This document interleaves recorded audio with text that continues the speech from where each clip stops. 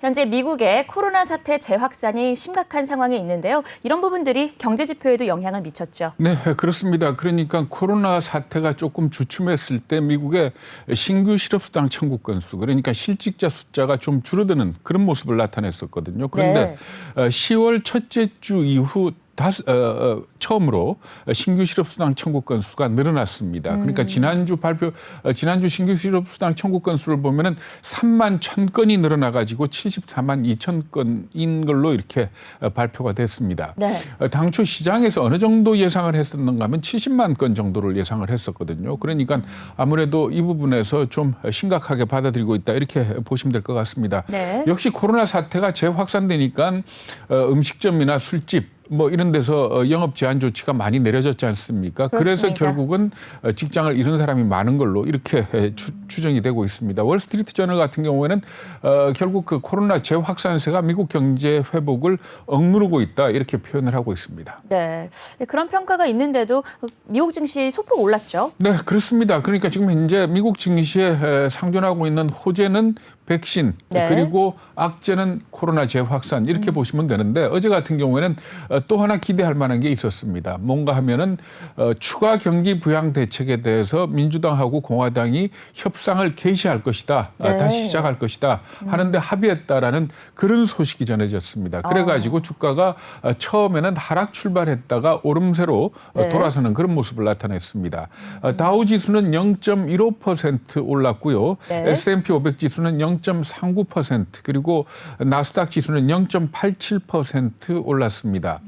우리나라 서학개미들이 많이 보유하고 있는 종목이 테슬라죠. 그렇죠. 테슬라가 최근 3일 동안에 $100가 넘게 오른 걸로 이렇게 나타나고 있습니다. 어제도 한 장중에는 $508까지 올라가가지고 사상 최고치를 기록을 하기도 했는데요. 많이 올랐네요. 역시 며칠 말씀을 드렸습니다만은 네. S&P 500 지수 편입이 아무래도 큰 호재로 작용을 하고 있다 이렇게 보시면 될 것 같습니다. 네. 그러니까 S&P 500 지수에 편입이 되면 미국의 큰 기관 투자가들이 어느 정도 물량을 갖다가 확보를 합니다. 이런 네. 부분들이 아무래도 주가의 호재가 되고 있는 걸로 이렇게 풀이가 되고 있습니다. 네.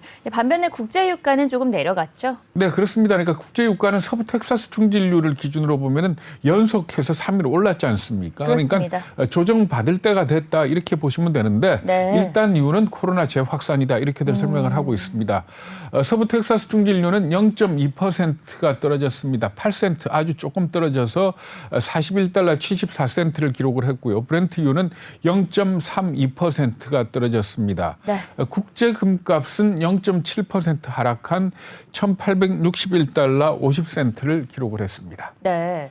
어제도 좀 전해드렸던 소식인데 중국의 대표적인 반도체 기업이 부도 위기에 몰렸었잖아요. 네. 그런데 이번엔 또 다른 반도체 업체가 어려워지면서 이번에 그 중국 정부가 국유화를 감행한다고요. 그렇습니다. 우한에 있는 흥신이라는 반도체 회사입니다. 회사가 어려워지니까 우한시의 국유자산관리위원회 감독위원회가 이 회사 주식을 100% 떠하는 걸로 이렇게 보도가 되고 있습니다. 네. 이 흥신 반도체는 2017년에 7나노급의 그러니까 최첨단 시스템 반도체를 만들겠다 네. 하는 그런 목적으로 우한에 설립이 됐습니다.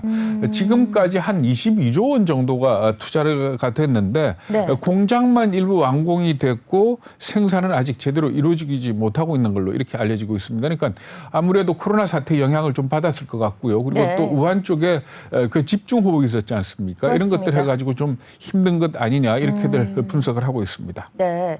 그런데 중국에서는 이렇게 도산한 기업을 정부가 인수하는 일은 많지 않은 일이라고요.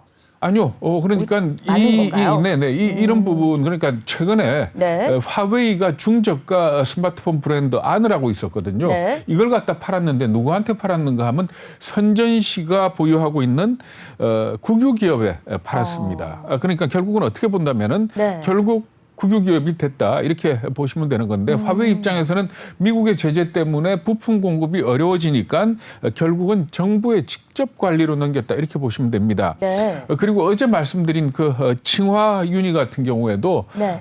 중국 정부가 도와주지 않겠나 이렇게 예상들을 하고 있거든요. 이를 두고 중국 전문가들이 뭐라고 얘기를 하고 있는가 하면은 기존에도 말하자면 사실 본질적으로는 국유기업인데 네. 이제 명실상부한 국유기업이 됐다 이렇게 좀 비꼬듯이 얘기를 하고 있습니다. 그런데 이게 왜 문제가 되는가 하면 네. 이런 식으로 정부 지원금이 들어가게 된다면은 이게 보조금 투입으로 해석이 될 수 있거든요. 네. 그러면 이게 또 불공정 문제를 불러일으킬 수도 있다 이렇게들 지적을 하고 있습니다.